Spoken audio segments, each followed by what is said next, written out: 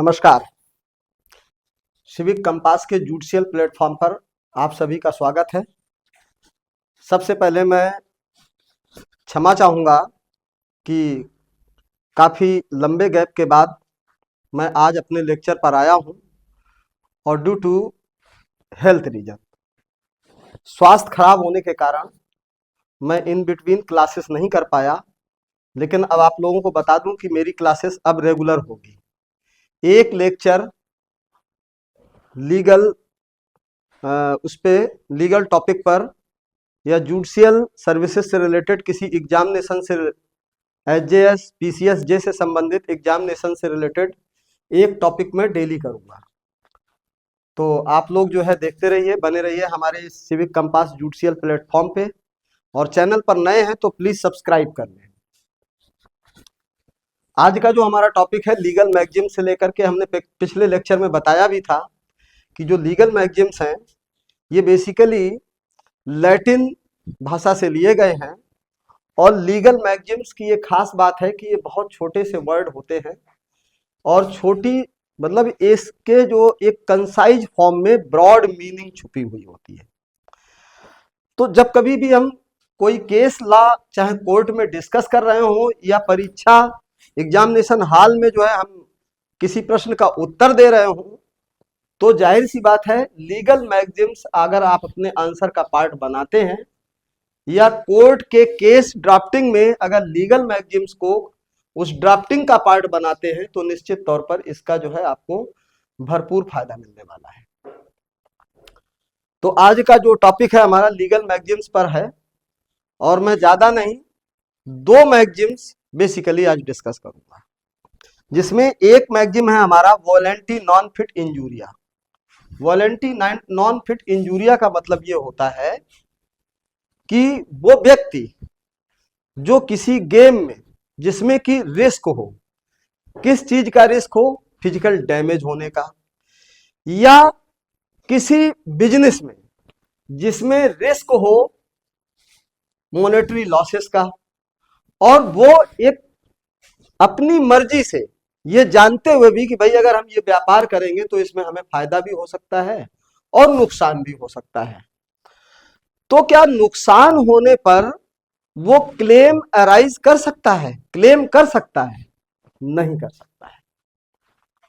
कैसे नहीं कर सकता है? कि सपोज करो एक व्यक्ति है, उसने विचार किया कि भाई हम 3 पत्ती गेम खेलेंगे। अब 3 पत्ती गेम खेल रहा है, 3 पत्ती गेम में खेलते हुए वो जीत गया करोड़ों रुपए। अगर वो करोड़ों रुपए जीत जाता है, लाखों रुपए जीत जाता है, तो किसी में बांट तो देगा नहीं, अपने पास ही रखेगा, तब तो कहेगा कि हमारी जीत थी। सेम अगर वो उसी जगह पर उस गेम को जीतने की बजाय अगर हार जाता है, तो क्या वो किसी पर क्लेम कर सकता है कि भाई मैं तो जुआ खेलने गया था, इस आदमी ने हमारे पैसे जीत लिए, मेरे पैसे वापस दिलाओ? नहीं हो सकता है। इसको एक केस लॉ से भी समझते हैं। ये केस लॉ है हॉल वर्सेस ब्रूकलैंड। ये ऑटो रेसिंग कार में हॉल वर्सेस ब्रूकलैंड का केस है। मिस्टर हॉल ने कहा कि भाई हम ऑटो रेसिंग पार्ट में मैंने जो है पार्टिसिपेट किया था और रेसिंग क्लब के दौरान उनकी गाड़ी जो है डैमेज हो गई, जिससे उनको काफी चोट आई। उन्होंने कोर्ट में केस ठोक दिया कि भाई हमको चोट आ गई है, हमको क्लेम मिलना चाहिए। तो कोर्ट ने कहा कि भाई ऑनरेबल कोर्ट ने कि आपको क्लेम क्यों मिलना चाहिए, ये गेम तो आपने खुद ही चुना था। वॉलेंटी नॉन फिट इंजूरिया मतलब एक व्यक्ति स्वयं अपना जो है कंसेंट दे रहा है, जानबूझ करके दे रहा है कि हम इस गेम में हिस्सा लेंगे, रेसिंग क्लब में हिस्सा लेंगे। अब रेसिंग क्लब में जरूरी नहीं है कि आप रेस जीत जाए, रेस हार भी सकते हैं। जरूरी नहीं है कि रेस आपकी जो है सक्सेसफुली विदाउट इंजरी कंप्लीटेड हो जाए, एक्सीडेंट भी हो सकता है। तो यहां पर जो मिस्टर हॉल की कार थी वो बेसिकली एक्सीडेंट कर गई, जिससे क्रैश हो गई, उनको जो है फिजिकली हार्म हुआ, इंजरी हुई। अब उसके लिए जब उन्होंने क्लेम किया तो कोर्ट ने कहा कि भाई ये कंसेंट तो आप ही ने दिया था। सेम अगर दूसरी तरीके से देखा जाए, अगर इसी तरीके किसी बिजनेस में अगर कोई व्यक्ति इन्वॉल्व होता है, कंसेंट देता है, और उस अगर बिजनेस में उसका लॉस हो जाता है, तो वो क्लेम कर सकता है क्या? नहीं कर सकता है। चूंकि उस बिजनेस के लिए उस कंसेंट को, वो उसका कंसेंट उसकी अपनी मर्जी का है, किसी ने उसको जबरदस्ती उस बिजनेस में इनवाइट नहीं किया है या जबरदस्ती इन्वॉल्व नहीं किया है। तो कोई भी काम जिसमें आप अपना कंसेंट, फ्री कंसेंट देते हैं बिना किसी दबाव के, वहां पर आप क्लेम नहीं कर सकते हैं। Volenti non fit injuria, mister Hall versus Brooklands car racing club 1993 का केस है। Is that clear? सेम अब हम एक क्यू फेसिट पर एलियम, क्यू फेसिट पर एलियम पर से, एलियम फेसिट पर से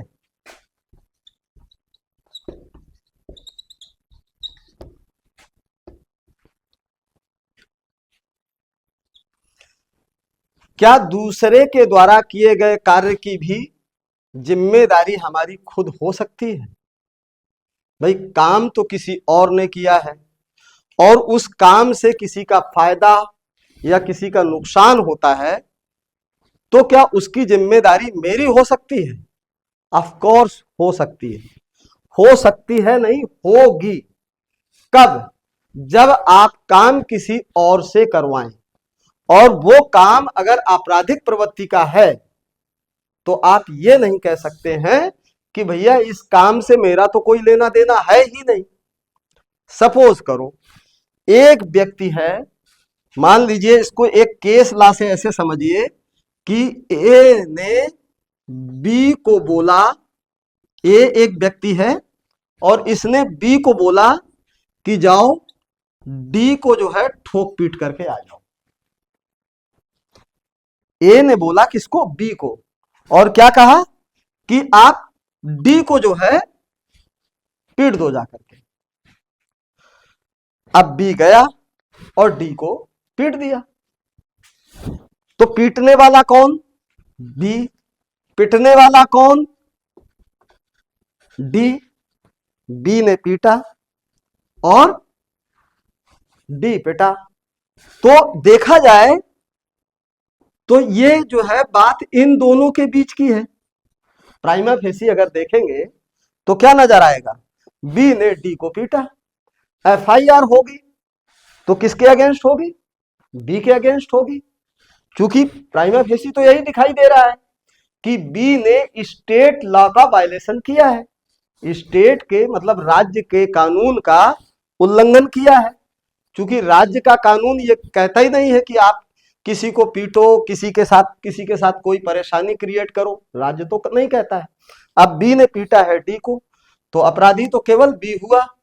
लेकिन जब इसके अगेंस्ट एफआईआर हुई तो पता चला कि बी ने पीटा नहीं है, बी से पिटवाया गया है डी को। तो ये काम किसने किया है? पिटवाने का काम किसने किया? ए ने किया। तो ए ने बी को कहा था कि आप पीटो, तो बी से भाई पूछा जाएगा कि तुमने क्यों पीटा। अगर ए ने कहा भी था तो तुमने क्यों पीटा। अब बी बेचारा इनोसेंट था, उसने कहा साहब हमें नहीं पता, हमें तो जरूरत थी पैसों की, मैं परेशान था, इन्होंने कहा कि चलो मैं तुमको इतने पैसे दे दूंगा, तुम इसको पीट दो, हमने तो इसको पीट दिया। तो अब इस इनोसेंट तो ये भी नहीं रहा, इसने उस पीटने का पैसा लिया। एक तरह से इस व्यक्ति ने क्या दिया है? सुपारी दी। तो जो चार्जेज बी पर लगने थे, क्या सेम चार्जेज ए पर भी लगेंगे? ऑफ कोर्स सेम चार्जेज इस पर लगेंगे, क्योंकि ए ने ही प्रोवोक किया था बी को, ए ने ही प्रोवोक किया था बी को कि जाओ डी को पीट करके आओ। अब उसने जितना जिस ढंग का अपराध किया होगा, मान लीजिए उसने बी ने 2 ही थप्पड़ मारे, तो पुरानी आईपीसी के मुताबिक 323 और नए कानून के मुताबिक आईपीसी के मुताबिक 323 और बीएनएस के अकॉर्डिंग 115(2). मान लीजिए इसने इतना पीटा कि जो है इसको चोटें आ गई, कोई फ्रैक्चर्स वगैरह आ गया, तो पुरानी आईपीसी के मुताबिक 325 और यहां पर 117(2) इस तरह के सेक्शन किस पर लगेंगे? अगर इधर लग रहे हैं तो सेम सेक्शन इस पर भी लगेंगे, चूंकि इसने ही प्रवोक किया था। तो क्यू फेसिट पर, एलियम फेसिट पर से मतलब दूसरों से काम करवाना, दूसरों से आपराधिक कृत्य करवाने पर क्या होगी? क्रिमिनल लायबिलिटी जितनी बी की है उतनी ही ए की भी होगी। इसी के साथ आज का सेशन समाप्त करते हैं। नमस्कार। नेक्स्ट सेशन में मिलेंगे कॉन्स्टिट्यूशनल लॉ की क्लासेस में। Thank you very much.